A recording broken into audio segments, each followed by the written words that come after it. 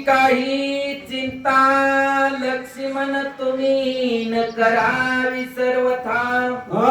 श्रीराम बोलिला तुझ देखता अति सावध सीता रक्षावी. प्रभू रामचंद्र भगवान की जय. गणपतीला नमस्कार करून सज्जनांनो सर्वांनी नमस्कार करून कथेचं अनुसंधान सांगायला सुरुवात करीत आहे. कथा हा सुंदर आहे महाराज आणि सांगणारे वाचक सुचक एक एकाहून सुंदर सांगतात महाराज. अशी कथा आहे आणि ज्या वेळेस विषय चालू आहे प्रभू रामचंद्र त्या मारीच हरणाच्या पाठीमागे गेले. हरणाला मारलं महाराज. हरणानं आवाज काढा लक्ष्मणा धाव असा आवाज ऐकला. कुणी ऐकला?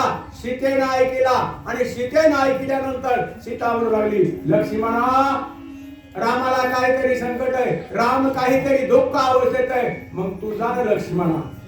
असं ज्यावेळेस म्हटल्यानंतर लक्ष्मणानं सांगितलं वळीवर बी यायचंय महाराज. इकडं लक्ष्मणानं सांगितलं रामाला कटलं दुःख होणार नाही, रामानं फक्त तुमचा सांभाळ करायचा सांगितलं मला, तुझ्याकडे रामाकडे जाण्याचं सांगितलेलं नाही अशी सीतेला लक्ष्मण म्हणू लागले.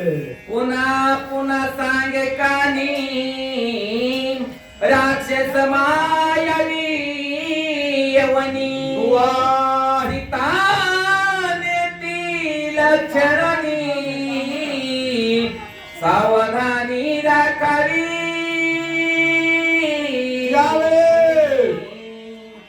लक्ष्मणानं सीतेला सांगितलं मला पुन्हा पुन्हा रामाने येऊन सांगितलं आहे लक्ष्मणा सीतेपासून एक क्षण सुद्धा दूर जाऊ नको बघ. आणि जर तू गेलास ना राक्षस येतील, छळण करतील, कपट करतील, माया करतील आणि सीतेला फसवून नेण्याचा प्रयत्न करते. लक्ष्मणा असं सांगितलं सीते. शरवयावनंतरी झाली शूर्पणखा ती सुंदरी सुंदरी राक्षस येतील तैशिया परी सीता तिळ परी नवी संबे. लक्ष्मणा प्रभू रामचंद्र मला सांगून गेले सीते शूर्पणखा छळण करायली होती आणि तिनं तुझं लक्ष्मणाचं छळण केलं पण नाकान हरवावं लागलं, नाकान गेलं. तसं लक्ष्मणा सीतेला सोडून तू जर एक क्षणभर गेलास ना लक्ष्मणा तर राक्षस आल्याशिवाय राहणार नाही आणि सीतेचं हरण केल्याशिवाय राहणार नाही. लक्ष्मणा आई रामाची शिकवण आहे आणि कमी करूया तुझ्या बोलाची सांडो वनवासी रामापासी नवचमी. नाही लक्ष्मणाला सीतेला सांगितलं ए सीते तुला ह्या वनामध्ये त्या पंचवटीमध्ये एकांत एकला टाकून मी रामाकडे जाणार नाही आणि रामाकडे जाऊन कसल्या प्रकारचं रामाला दुःख नाही, राम दुःखाच्या अवस्थेमध्ये दिसत नाही अशी अवस्था मला दिसत आहे असं सीतेला पुन्हा असणार पुन्हा पुन्हा लक्ष्मण समजून सांगत होते. श्रीराम वचन तुझे बोले जाता पार राक्षसी केली तुझे हरणा रोकडे मरण तुझा आले.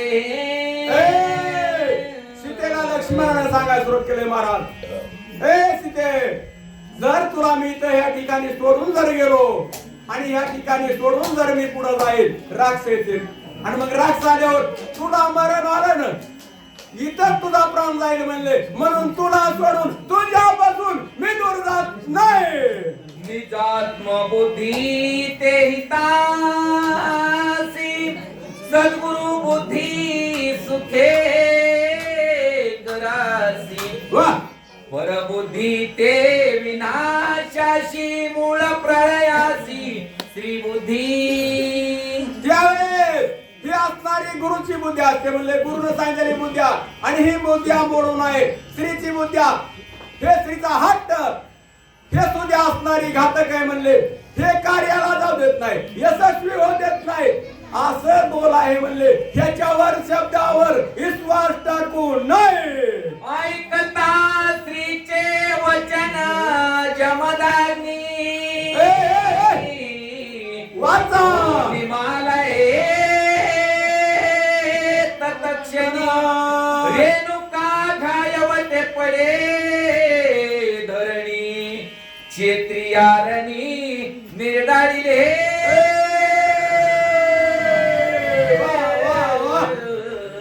या ठिकाणची अवस्था आहे महाराज.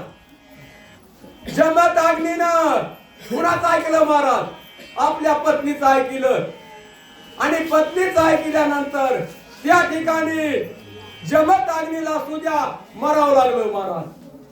मग इतराची अशी कथा आहे म्हणले, सीते तुला जर मी सोडून जाईल, तुझ्या जवळून जर दूर जाईल तर हे जमणार नाही. तीन सप्तके वधी